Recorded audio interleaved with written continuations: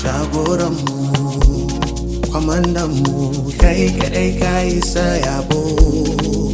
Daga nan har lahira maraɗanmu muka duniya da suna gaban ka mai ceto mai ƙaunar mu.